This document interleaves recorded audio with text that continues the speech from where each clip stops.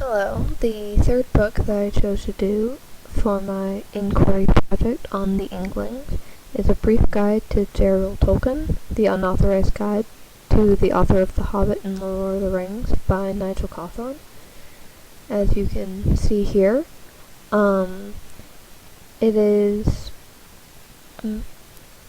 exactly what it sounds like. It is more of a guidebook than a biography on Tolkien, starting out by talking about his life and then shifting to how his life and the people in it affected his works, and then about his works and Middle-earth. The author's style, because it is a guidebook, it is not written to read like a regular book. It's written as a guide. It was easier to read than the first two books that I read for this project. The Inklings by Humphrey Carpenter and Tolkien and C.S. Lewis, A Gift of Friendship. But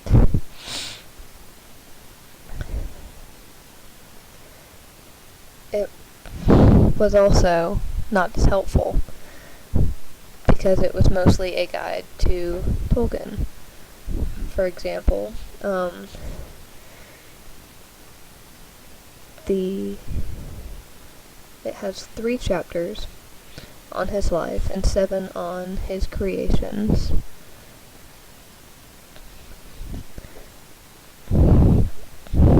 And I didn't really need to read it, though it was easier, the chapter summarizing the Silmarillion kind of made my brain hurt.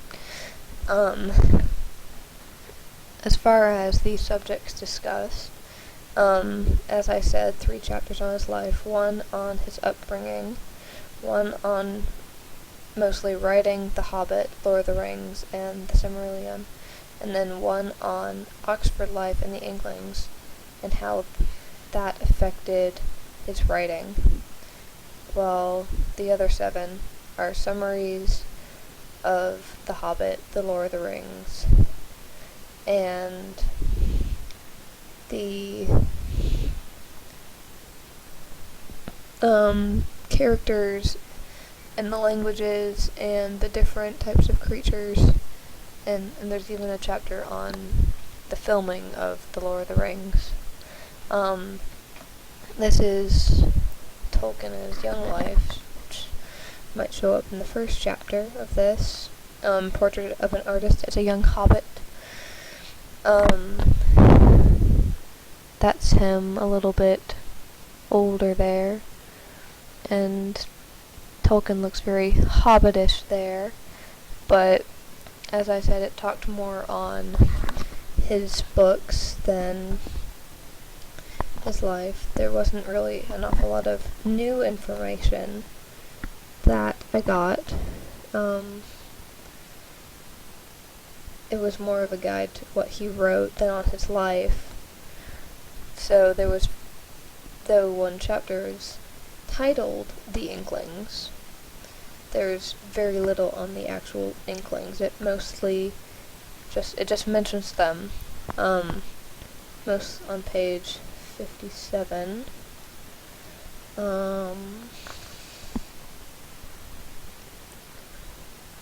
Hugo Dyson, Humphrey Harvard, Charles Williams, the Lewis brothers, Owen Barfield, Adam Fox, Charles Wren, etc.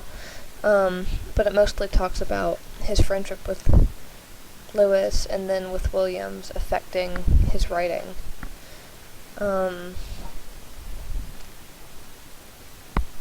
But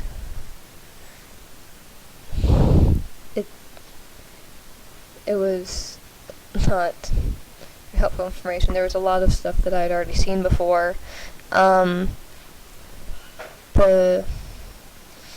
quote from Warning Lewis's diary that have been in all 3 books that I've read on page 48 in this one, about their rocking tours at pubs along the way. They talked of dragons. Speaking of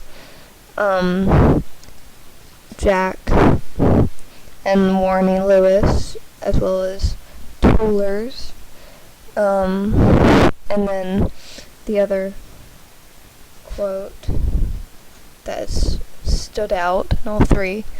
According to Tolkien, Lewis said to me one day, "Tollers, there is too little of what we really like in stories. I'm afraid we shall have to write some ourselves."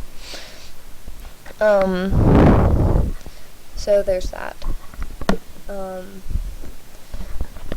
So there's Jack and Warnie Lewis on the left and Charles on the right. Addison's Walk, where Jack and Tolkien and Hugo Dyson walked, how it affected them. It's surprising that there's not an awful lot on the Inklings that I could find. This was the best book for me to choose, given what I had to choose from, although it is the least informative that I've read so far. So little on the Inklings. And yet, otherwise we wouldn't have The Lord of the Rings and The Hobbit, as well as Narnia. But as far as my worth to this topic, it's another source that I can pull from. Talked some more about the friendship between Lewis, but not as much as the Inklings. And the little bit about the Inklings was on how the Inklings affected his writing, mostly as an audience and enthusiasm, because Tolkien was so self-conscious about his writing. There's the Bird and Baby, where they met, and the plaque. That's just something fun that I found. So yeah, basically, it was an easy read, but it wasn't of much use for me.